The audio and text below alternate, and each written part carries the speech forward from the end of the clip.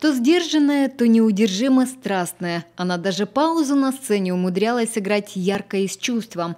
Коми Мордюкова, так назвал ее один из советских режиссеров, который приезжал как-то в Сыктывкар. Такая же сильная, с внутренним стержнем.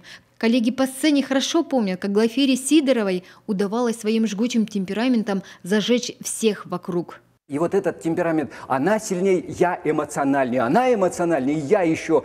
Мы дошли до такого состояния, когда оба закипели там, у нее уже слова кончались по роли, и чтобы вот этого жандарма как-то в глазах вот унизить, в глазах своих товарищей, она не нашлась ничего, как мне плюнет. Любовь к театру Сидоровой передалась от родителей. Когда в Сыктывкаре появился профессиональный театр, они даже переехали из села Палевицы в город. Отец поступил в оркестр, мать стала контролером. С тех пор Глафира Петровна жила только сценой, поэтому для нее было счастьем, когда ее взяли в национальную студию «Пригитис». Пришла, боже мой, переоделась, у подружки платье попросила. Ну, и читала тут много кое-что. 3 студенческих года в Москве для девушки из Коми-деревни были самыми счастливыми. На безмятежные дни разрушила война. Их отправили рыть окопы под Смоленск.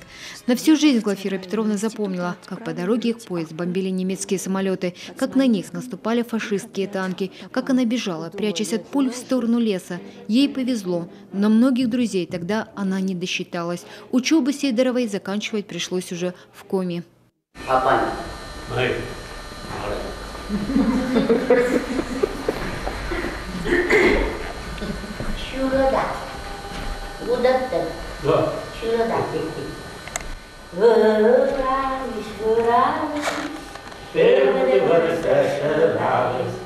После войны вся ее жизнь на сцене. Кабаниха в грозе, Ефросинья Потаповна в «Бесприданнице», Любовь Шевцова «Молодой гвардии». Более 400 ролей. Все они яркие и с характером. Новички считали за честь попасть к ней в партнеры.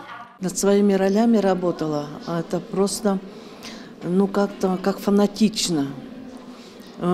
Их учила. Она приходила на спектакль за несколько часов. Сидела в гримуборной, повторяла.